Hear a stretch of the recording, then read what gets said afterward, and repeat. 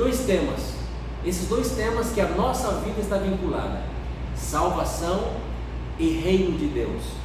É a mesma coisa? Uma vez salvo, já está no reino de Deus? Porque quando nós olhamos para as Escrituras, nós vemos que o reino de Deus é algo maravilhoso. Existem muitas promessas. Reino é governo, é autoridade, é prosperidade, é o shalom de Deus, é milagres extraordinários, anjos, céus abertos, autoridade no nome de Jesus, orações respondidas, milagres acontecendo na nossa vida. Isso é reino. E salvação? Salvação é o perdão dos nossos pecados. Uma das maiores dificuldades nossa, e também é normal, porque normalmente não se ensina isso, e por não se ensinar, nós estamos muitas vezes vivendo dentro de uma ignorância cristã. Por que às vezes não acontecem coisas na nossa vida? Por falta de conhecimento. Deus não tem filhos prediletos. Deus não tem filhos prediletos. Mas então, por que acontecem coisas na vida de alguns e na vida de outros parece não acontecer? Por que existe cristãos prósperos, homens e mulheres salvas, piedosas, mas as suas vidas são prósperas? Mas existe também homens e mulheres de Deus, piedosos, que a vida delas não são prósperas. Ao contrário, é só de tribulação em tribulação. Agora, existem pessoas que vivem de glória em glória. Qual é o motivo? Eu quero te dar talvez uma possibilidade da resposta dessa pergunta. Por que uns prosperam e outros não? Tudo isso está vinculado diretamente no seu conhecimento. Isso tudo está vinculado diretamente no seu conhecimento. A sua vida, ela só vai chegar até onde chega o seu conhecimento. É muito importante. Então eu quero compartilhar, para começar esse estudo, nós vamos estudar sobre esses dois temas: salvação e reino, e a diferença deles. Não são a mesma coisa. Mas antes eu quero deixar alguns versículos aqui no seu coração. E esses versículos que eu quero compartilhar é palavra de Deus, é palavra eterna, nunca vai passar essas palavras. Mas nós, quando lemos esse versículo, eu vou citar aqui 4 versículos que você já conhece de cor. Mas muitas vezes você pensa, nós pensamos que esse versículo não vai conosco, não se trata de nós.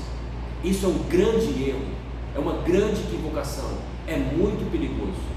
O que eu vou ler aqui para você se refere à sua vida. A sua vida está vinculada, está dependendo desses versículos. É a palavra de Deus. Então, olha o que está escrito em Oséias 4:6. Isso aqui tem tudo a ver com você. Eu sei que você já ouviu e você já sabe talvez de cor esses versículos, mas olha o que está escrito nesse versículo. Tem tudo a ver com a nossa vida. Oséias 4:6. O meu povo é destruído por falta de conhecimento. O que isso tem a ver comigo e o que isso tem a ver com você? Tudo. Esse versículo fala da sua vida. Esse versículo, ele abre as portas para a sua vida, ou fecha as portas para a sua vida. O meu povo foi destruído por falta de conhecimento. Não é o diabo que destruiu o povo de Deus, não foram os filisteus, não foram os moabitas, não foram os inimigos de Israel que destruíram o povo de Deus. Foi a falta de conhecimento. E essa falta de conhecimento hoje pode destruir os teus sonhos, pode destruir o teu ministério, pode destruir aquilo que está ardendo no teu coração para você fazer, para você conquistar, para você prosperar nessa terra. A falta de conhecimento é mais poderosa do que o próprio diabo para destruir a sua vida. Oséias 6:3. Antes, crescei na graça e no conhecimento do nosso Senhor Jesus. Troquei aqui. Oséias 6:3. Conheçamos e prossigamos a conhecer ao Senhor. Conheçamos e prossigamos a conhecer. Sabe o que esse versículo está dizendo? Que você não conhece o suficiente. Eu não tenho conhecimento suficiente. Sempre há espaço para novos conhecimentos. E eu preciso urgentemente de estar crescendo cada dia no conhecimento. A salvação é o primeiro conhecimento. Você conhece a Jesus Cristo, você conhece o poder dele, o sangue dele que perdoa os seus pecados. Maravilha, você é salvo. Agora, você necessita continuar crescendo. Se você se acomodar no primeiro conhecimento da palavra de Deus, você se acomodar ali e você não sair dali, a sua vida vai ser uma frustração, mesmo sendo salvo. Então nós precisamos de conhecer e prosseguir. A palavra de Deus está dizendo: conheceis e prosseguis conhecer a palavra de Deus. Não é suficiente só o conhecimento. Nós precisamos, para sobreviver nessa terra, continuar no crescimento da palavra de Deus. 2 Pedro 3,18. Antes, olha só a importância, antes crescei na graça e no conhecimento do nosso Senhor Jesus Cristo. Eu preciso crescer na graça, é o lado espiritual, conhecer a graça, a maravilhosa graça, o favor imerecido, mas também crescer no conhecimento do nosso Senhor Jesus Cristo. E Gálatas 4:1 vai dizer assim: digo, pois, que todo o tempo que o herdeiro é menino, em nada difere do escravo, ainda que seja dono de tudo. Olha só, ainda que seja dono de tudo, enquanto o herdeiro é menino, ele não tem diferença nenhuma do escravo. O escravo não tem direito, o escravo não tem privilégio, o herdeiro tem. Mas enquanto o herdeiro é menino, aqui Paulo está falando do crescimento espiritual. Enquanto os herdeiros de Deus, nós somos herdeiros de Deus, co-herdeiros com Jesus Cristo, somos salvos. Mas enquanto nós formos meninos no conhecimento, nós não diferimos nada do ímpio. É isso que a palavra de Deus está dizendo. Enquanto você não tem conhecimento, você não cresce no conhecimento, você é como um escravo, sendo o herdeiro de todas as coisas. Isso é muito importante. Por isso que alguns crescem e outros ficam na mediocridade. Por isso que uns prosperam e outros ficam na miséria. Porque se você, sendo herdeiro de todas as coisas, te falta conhecimento, a sua vida, apesar que você é herdeiro, apesar que você é filho, a sua vida será como do escravo. Analisa como é a vida do escravo. O escravo, ele não tem direito de nada. O escravo não faz parte da família. O escravo não tem acesso a nada. É da mesma forma, o filho, quando não tem conhecimento, ele não desfruta do reino de Deus. Você lembra Lucas capítulo 15, a parábola do filho pródigo? Todo mundo conhece essa parábola. O filho menor, ele foi embora, pediu a herança para o pai, foi embora. Aí chegando lá, ele gastou todo o seu dinheiro, ele abandonou o pai, foi embora para longe. Chegando lá, ele gastou todo o seu dinheiro, e depois que ele estava na miséria, ele lembrou do seu pai. Ele disse, caindo em si, ele disse a si mesmo: quantos jornaleiros na casa do meu pai têm pão com abundância, e eu estou aqui sofrendo, morrendo de fome? Então esse filho, ele analisou: peraí, o meu pai é bom, o meu pai é rico, o meu pai é generoso, o meu pai é bondoso, o meu pai é misericordioso, ele vai me perdoar, eu vou voltar para lá, e se ele me tratar como um dos seus jornaleiros, eu estou com a vida ganha, eu não preciso estar morrendo aqui. Aí esse filho volta para o pai. Agora, quando ele chega para o pai, é a parábola, o pai o recebe, o perdoa, restitui tudo que ele tinha, e o pai manda fazer um banquete para esse filho. O filho maior, presta atenção, o filho maior, porque o menor que foi embora, o filho maior, o mais velho, aquele que deveria ter conhecimento, ele chega no seu pai e vai dizer assim: pai, eu nunca te faltei o respeito, eu sempre trabalhei para o Senhor, eu sou aqui como um escravo praticamente, eu nunca dei nenhum prejuízo, e o Senhor nunca fez um banquete para mim, eu nunca desfrutei com os meus amigos de nada do Senhor. Agora esse teu filho que estava e foi embora, gastou tudo que tinha, o Senhor faz essa festa para ele, o Senhor faz essa honra para ele. Lá no final da parábola, lê lá depois, Lucas capítulo 15, quando o pai vai falar com o filho maior, o pai fala assim: filho, este teu irmão, ele estava morto, mas ele reviveu, ele estava perdido, mas ele foi encontrado. A palavra ali não é filho. Procura no Strong o original. O que o pai chamou o filho? O pai, no nossa língua portuguesa, na nossa Bíblia portuguesa, vai estar escrito assim: filho, este teu irmão. Mas no original o pai não diz filho. Você sabia disso? Que o pai não chama o filho dele de filho? Mas sabe como que o pai dele chama? Menino, criança. O pai vai dizer assim, mais ou menos assim: menino, olha aqui menino, esse teu irmão, ele estava morto. O que eu quero te dizer é que aquele irmão maior era uma criança. Por isso, é o que a Bíblia revela, por isso que ele não desfrutava. Ele era filho e ele era herdeiro, e ele era o maior, mas a mentalidade dele era de escravo.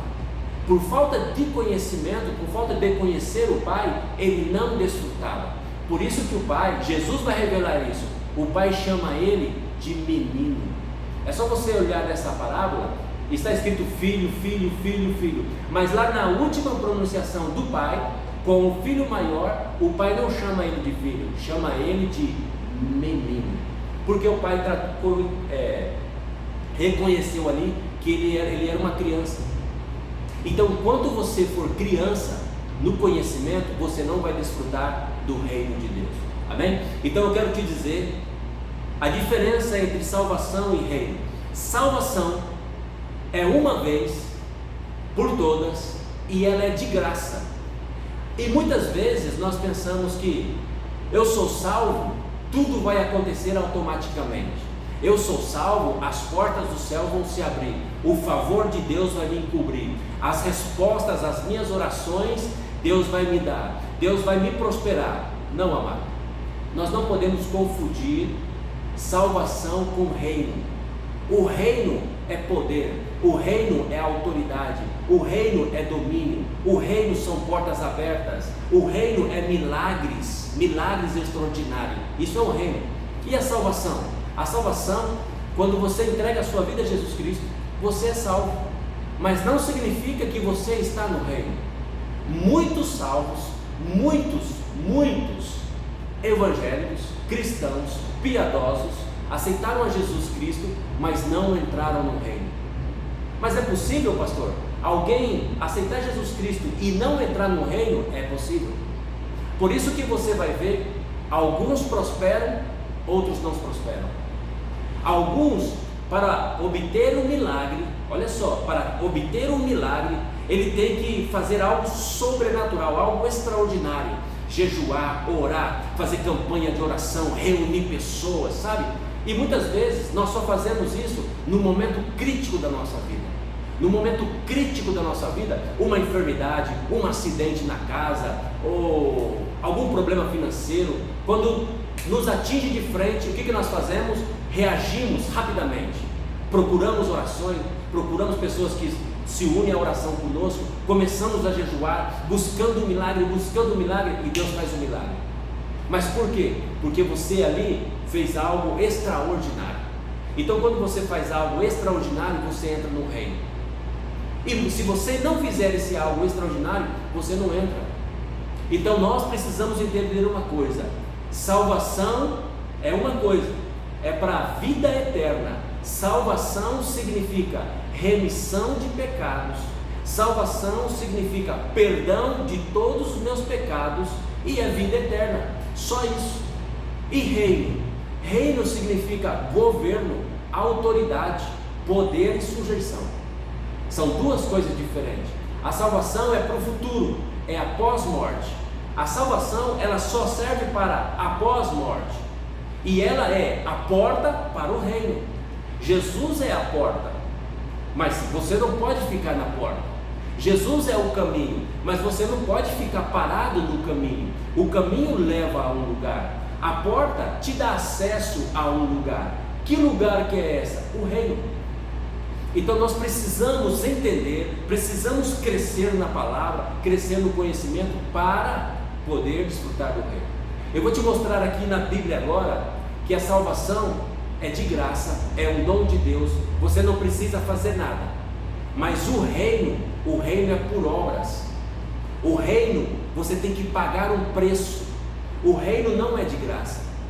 O reino não vem de qualquer maneira. O reino você precisa buscar. O reino você precisa ser ousado, você precisa lutar por ele, senão você não entra no reino.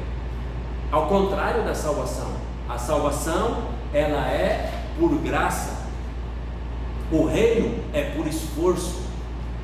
A salvação, de novo, é de graça, o reino é por obras.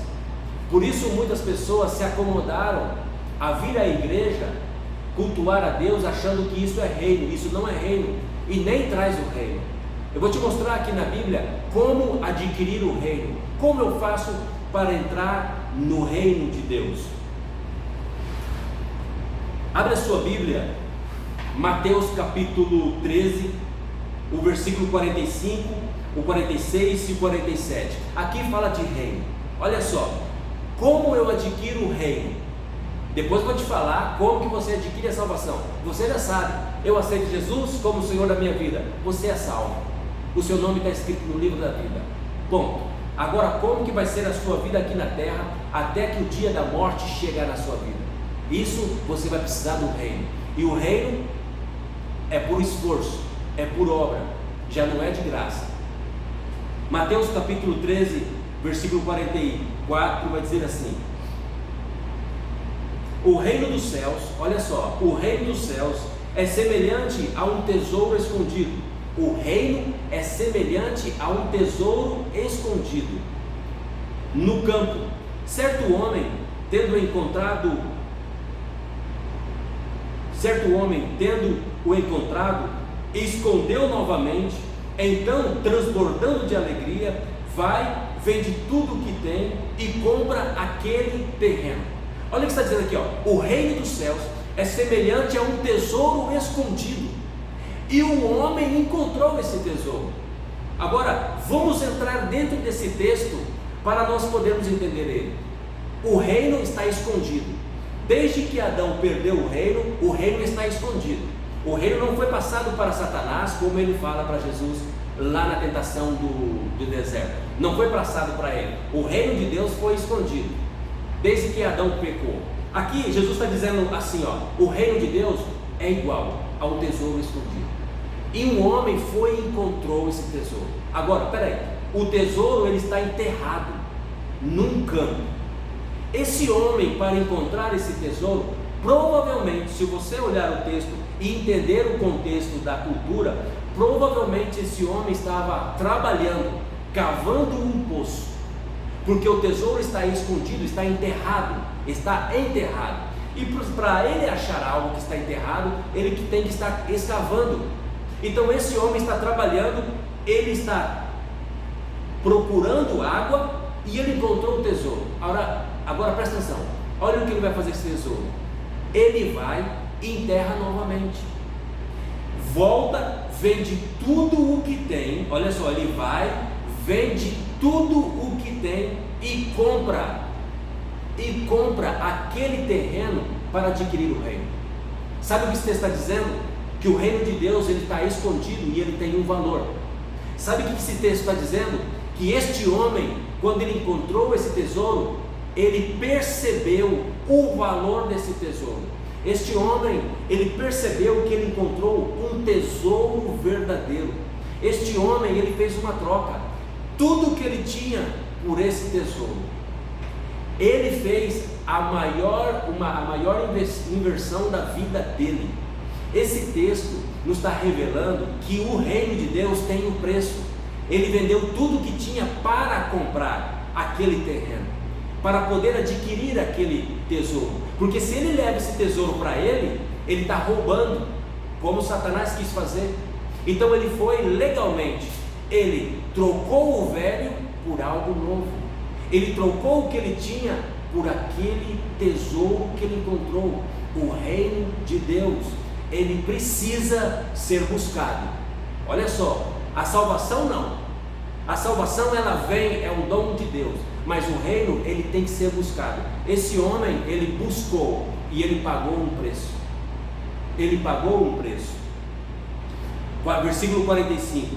Da mesma forma, o reino dos céus é semelhante a um negociante que procura, outra vez, procura pérolas preciosas. O reino do céu tem que ser negociado. Uau! Você nem imaginava isso, né? Você imaginava que você aceita Jesus e já vem o reino junto. Não, o reino do céu são palavras de Jesus. É semelhante a um homem negociante que procura pérolas preciosas. O reino dos céus é a melhor inversão. O reino dos céus é o tesouro verdadeiro. O reino dos céus ele precisa ser negociado. Você quer adquirir o reino dos céus? Existe um preço. Existe um preço. Ele tem que ser negociado e não é barato. Olha só, e não é barato. A salvação é pela graça, mas o reino tem que ser negociado. O reino tem que ser comprado. E assim que encontrou uma pérola valiosíssima, foi, olha outra vez, e vendeu tudo o que tinha e comprou aquelas pérolas. O reino de Deus você precisa comprá-lo. A salvação é de graça, mas o reino de Deus você precisa comprar. E vai te custar tudo. Deus, ele não te pede muito. Deus não me pede muito. Deus me pede tudo. Deus te pede tudo. Para o reino, Deus te pede tudo. Para a salvação é de graça. A salvação é de graça. Mas o reino de Deus, a autoridade, se você quer ter autoridade, se você quer viver na paz, se você quer viver na justiça, se você quer viver no gozo, na alegria do Espírito Santo, nos milagres, você precisa pagar um preço. E não é barato. Vai ser o valor de tudo que você tem. Assim é o reino dos céus. Versículo 47. O reino dos céus é ainda semelhante a uma rede que é lançada ao mar. Recolhe peixes de todas qualidades. Uau! O reino dos céus, olha, está dizendo, é semelhante a uma rede que é lançada no mar e vende tudo. Mas os pescadores, o que eles fazem? Os peixes de qualidade separam. Os peixes que não servem para nada, joga fora. Então muitas vezes quando na salvação é para todos, a salvação é para todos, todos, mas uma vez salvo, o reino só entra pessoas excelentes. No reino só entram pessoas de qualidades. Que qualidades? Vencedores, lutadores, esforçados, pessoas que se esforçam, pessoas que pagam preço, pessoas que estão dispostas a renunciar o velho por algo novo, pessoas que sabem valorizar que o reino de Deus é o verdadeiro tesouro. Mas a salvação é para todos. Quando uma pessoa aceita Jesus, muitas, a maioria delas, não vou dizer maioria, me perdoa, mas uma grande maioria, uma grande porcentagem dos crentes, quando aceita Jesus, eles não mudam de vida.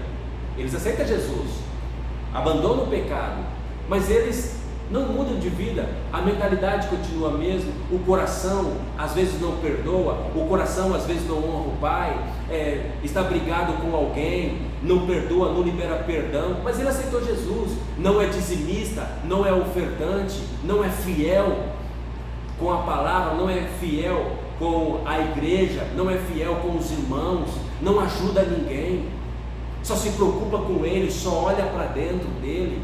Essas pessoas são salvas, mas elas estão fora do reino, porque o reino é para pessoas excelentes, pessoas que estão dispostas a vender tudo que tem. O reino não salva ninguém, o reino é para salvo.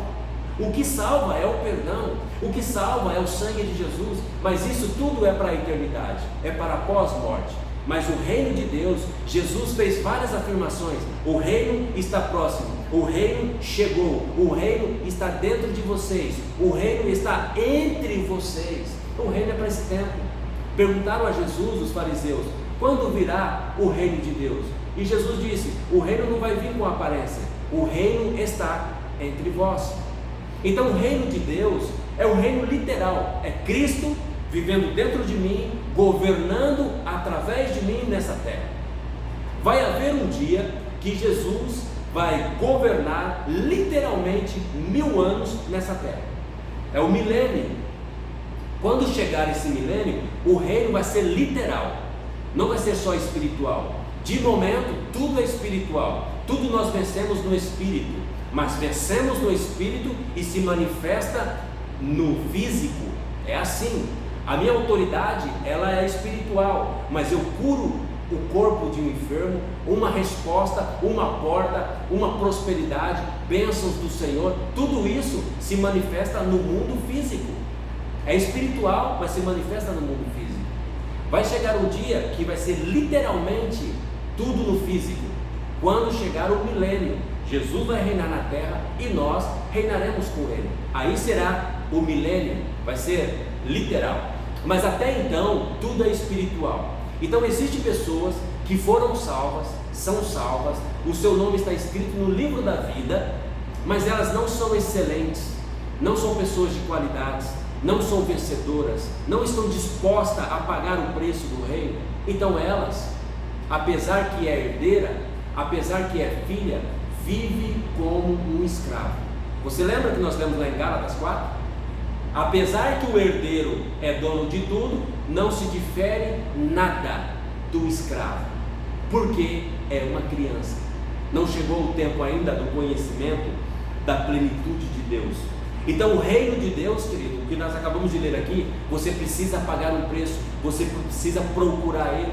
O que Jesus disse? Mas buscai em primeiro lugar o reino de Deus e a sua justiça, e todas as demais coisas vos serão acrescentadas. O reino tem que ser buscado, a salvação ela vem, mas o reino você precisa buscar, e em primeiro lugar. Em primeiro lugar, não em segundo, não em terceiro, em primeiro lugar. O reino tem que ser o primeiro na sua vida, o mais valioso na sua vida. Aí então o reino acrescenta todas as outras coisas. As outras coisas não acrescentam reino, mas o reino acrescenta tudo o que você precisa. É isso que Jesus está dizendo lá. Mateus 13:47, é o que nós lemos aqui, é para todos. O reino é para todos, para todo mundo. Só que só os excelentes, os de qualidade, que permanecem. Como a rede é lançada no mar e traz todo tipo de peixe, mas chegando os pescadores, separa os bons dos ruins, e os ruins são jogados novamente no mar. São peixes, mas não servem para o reino. É da mesma forma o reino. Se você quer viver uma vida extraordinária, você tem que ser uma pessoa de excelência. Você precisa ser uma pessoa nobre, de conhecimento. Você precisa crescer no conhecimento da palavra. Você precisa ser uma pessoa que se esforce para poder entrar no reino. Olha o que diz Efésios, capítulo 2, versículo 8. Efésios 2:8 vai dizer assim. Nós estamos falando de reino e de salvação. Porquanto pela graça sois salvos, por meio da fé. Isto não vem de vós, é um dom de Deus. A palavra dom aqui é presente. A salvação é um presente. Não vem por intermédio das obras, a fim de que ninguém venha se orgulhar por esse motivo. A salvação não é por obras, mas o reino é por obras. Você precisa procurar, senão você não encontra, senão você não entra. Você precisa pagar um preço, e é um alto preço. Não é de graça e não vale pouco, vale tudo que você tem. Você está vendo? A salvação é uma vez na vida e é para a eternidade, e ela é um dom, é um presente. Mas o reino, como nós lemos, você precisa de fazer. Você precisa de fazer algo. Olha o que diz Mateus capítulo 7, versículo 21. Mateus 7, 21.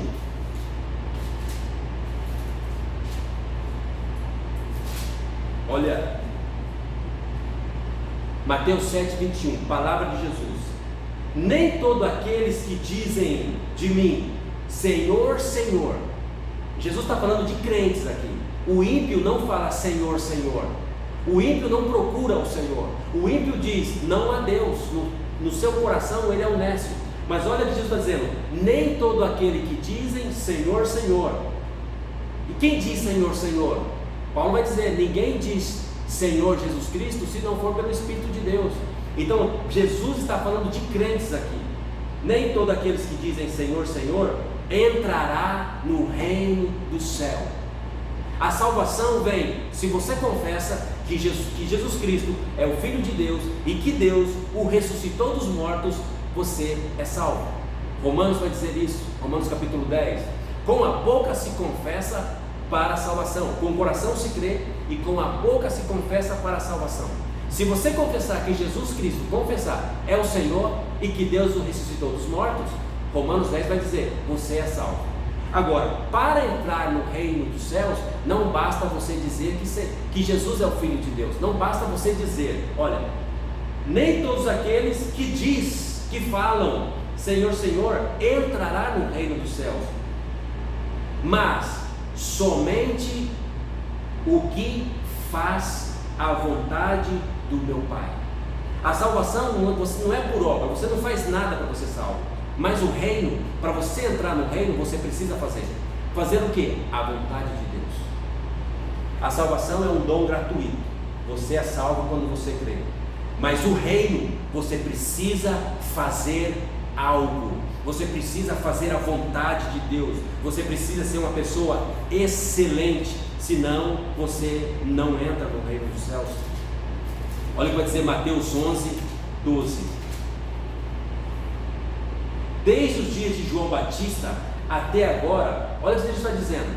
João Batista morreu no início do ministério de Jesus. João Batista morreu ali no início, com a mesma idade, 30 anos mais ou menos, ele morreu. Olha o que Jesus vai dizer: desde João Batista, ou seja, desde quando ele começou o ministério. Jesus só começou o ministério falando do reino quando João foi preso e decapitado. Desde os dias de João Batista até agora, o reino dos céus é tomado. Uau! A salvação não é tomada, mas o reino é tomado à força, e os que usam de violência se apoderam dele. Ele está falando do reino dos céus, amado. Para você tomar o reino dos céus, violência aqui é força, atitude, decisão, ousadia. Você está entendendo a diferença de salvação? Você aceitou Jesus, você é salvo. As coisas não vão acontecer automaticamente na sua vida. As portas não vão se abrir automaticamente. Jesus pagou o preço que você nunca poderia pagar, o preço dos seus pecados. Você é salvo. Bem, mas isso é para a eternidade. E enquanto isso não chega, você precisa tomar o reino. Você precisa ser um valente. O reino dos céus é tomado à força, e os que usam de violência se apoderam dele. Mateus 11, versículo 12. O reino tem que ser tomado, o reino tem que ser procurado. O reino, Jesus vai dizer assim, o reino dos céus é assim, semelhante a um homem que saiu de manhã e jogou a semente no campo, e ele voltou para casa e dormiu, e passou o dia e passou a noite, e aquela semente nasceu e cresceu, sem que ele saiba como. Assim é o reino dos céus. É como um homem que semeia semente, o homem que produz, o homem que trabalha o campo, lavra o campo e planta com uma esperança de colher o fruto daquele campo. Assim é um agricultor. Da mesma forma é o reino dos céus. O reino dos céus, Mateus 25, 34, é uma herança. A salvação não é herança, mas o reino dos céus, Mateus 25, 34, vai dizer que é uma herança. Jesus vai dizer naquele dia: vinde bendito do meu Pai, e toma, de novo, tem que tomar, o reino é tomado. Toma o reino que vos está preparado desde a fundação do mundo. O reino é uma herança, e nós somos herdeiros. Você é herdeiro, você tem direito, mas como Paulo vai dizer lá em Gálatas, se você não tem conhecimento, você não difere nada do escravo. A mesma vida medíocre que um escravo tem, apesar que é herdeiro, você vai ter a mesma vida. Se você não crescer no conhecimento e na graça do nosso Senhor Jesus Cristo. Então o reino não é dizer, o reino é fazer. Você precisa fazer. Se você não faz, você não entra no reino de Deus. Essa é a diferença entre salvação e reino. O reino tem um preço. Você precisa semear, você precisa trabalhar, você precisa esperar. E quando você é valente, e quando você é um semeador no reino, enquanto você dorme, Mateus vai dizer isso, enquanto você dorme, Deus trabalha para você. Enquanto você está dormindo, lá o Salmo 127 vai dizer a mesma coisa. Enquanto você está dormindo, Deus trabalha para você. Enquanto você está descansando, repousando, Deus vai fazendo milagres na sua vida. Porque quando você desperta, você começa a semear. Quando você desperta, você começa a semear nos campos, você começa a trabalhar a terra, você começa a fazer a vontade de Deus. O reino é fazer a vontade de Cristo, obedecer, pagar o preço. Não é barato, vai te custar tudo. Vai te custar suor, vai te custar renúncia, vai te custar lágrimas, vai te custar acordar de madrugada e orar, vai te custar ser fiel, cultuar, congregar, ir à igreja, dizimar, ofertar. Isso vai te custar, amado. O reino é esse valor aí. Muita gente são salvas, estão orando, pedindo, Deus faz isso, e Deus parece que não está ouvindo a oração dele. Não, Deus está ouvindo a oração dele. O reino de Deus, que é o milagre, as prosperidades, a graça, o favor, você tem que pagar o preço. Não é só dizer Senhor, Senhor, tem que fazer a vontade de Deus, obedecer os mandamentos de Cristo. E agora eu vou te mostrar uma coisa. Eu falei do futuro. No milênio nós vamos reinar aqui com Cristo. Mas olha só, aqueles crentes, aquelas pessoas salvas que não entraram no reino, O que isso quer dizer não entraram no reino? São salvas, mas não são dizimistas, não honra pai e mãe, não perdoa aquelas pessoas que ofenderam. E a Bíblia fala assim, se o seu irmão tem algo contra você, é você que tem que ir lá procurar ele e pedir perdão. Parece uma injustiça, né? Mas é o preço do reino. Você tem que se humilhar, porque logo Deus vai te exaltar. Você precisa ser o último, para que no reino você seja o primeiro. Você tem que ser o menor, para que no reino você seja grande. É tudo ao contrário. Mas existem pessoas que aceitaram a Jesus, entregaram a sua vida a Jesus, deixaram o pecado para trás, mas não perdoa, não concorda com os mandamentos de Deus, não pede perdão, não honra pai e mãe. Olha só, não faz obra. Aceitou Jesus de coração e confessou, mas não fazem obra. Perfeito. Se você não faz obra, nenhuma obra para o reino, você é salvo, mas você está fora do reino. Só que no milênio, quando Jesus vier reinar, você não reinará com Cristo. Olha o que diz 1 Coríntios capítulo 5, versículo 10. Isso é muito importante. Então, Deus não vai fazer vista grossa com aqueles que não estão no reino hoje. Vai haver um tribunal, e no tribunal de Cristo, a sua obra vai ser provada. 2 Coríntios 5:10 vai dizer assim, isso aqui é falando do milênio, do tribunal de Cristo. Olha o que Paulo vai dizer: porquanto todos nós quem? Os crentes. Ele está se incluindo. Todos nós deveremos comparecer diante do tribunal de Cristo. Deixa eu só explicar aqui. Vai haver dois tribunais. O juízo final é Deus que vai julgar. Os crentes, os salvos em Jesus, é Cristo que vai julgar. Então todos que tiverem no tribunal de Cristo são pessoas salvas. Não são ímpios, são pessoas salvas. Então 5, versículo 10 de 2 Coríntios, Paulo vai dizer: porquanto todos nós deveremos comparecer diante do tribunal de Cristo, a fim de que cada um receba o que merece, em retribuição pelas obras praticadas por meio do corpo. Que corpo? A igreja. Primeira pergunta: você faz parte de que igreja? Qual é a sua igreja? Você tem igreja? Ah, eu sou igreja sozinho. Não, igreja é um corpo, é a assembleia. Quando você olha na tradução grega, a igreja é assembleia, pessoas reunidas com um propósito de cultuar a Deus. Isso é igreja. Quando eu estou sozinho na rua, eu não sou igreja. Quando que eu sou igreja? Quando eu estou com os salvos reunidos em assembleia. Isso é igreja. Paulo está dizendo aqui, ó, cada um receba o que merece em retribuição pelas obras praticadas. Olha para você ver o reino, é obras praticadas por meio da igreja.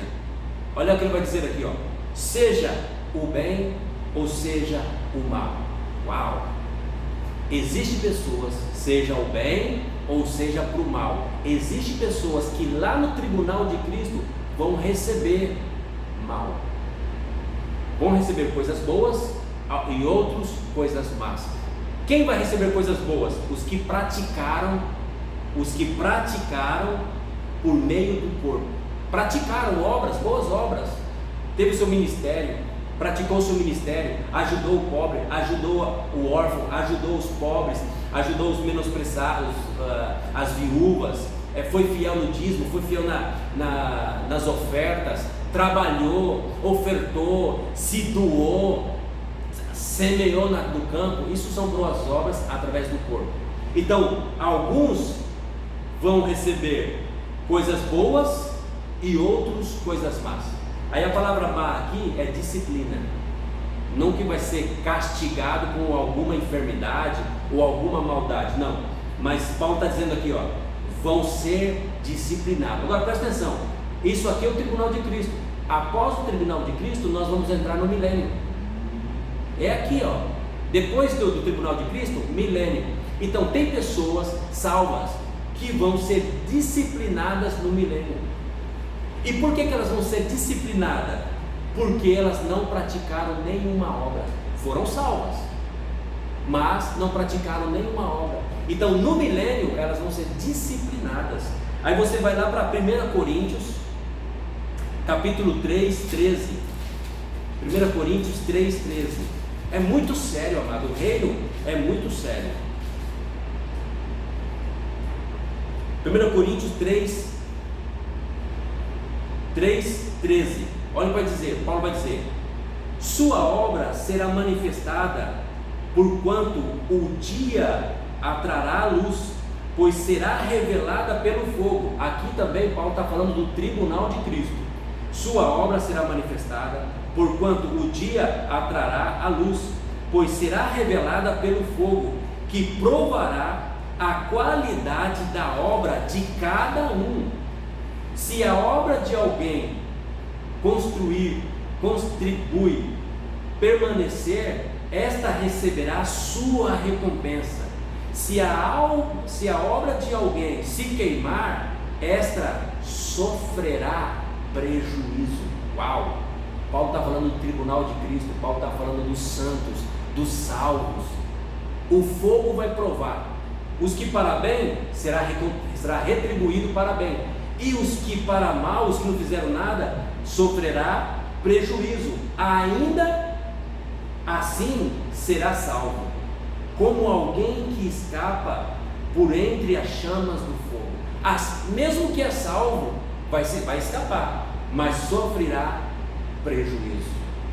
Você está vendo como que é tão importante a obra?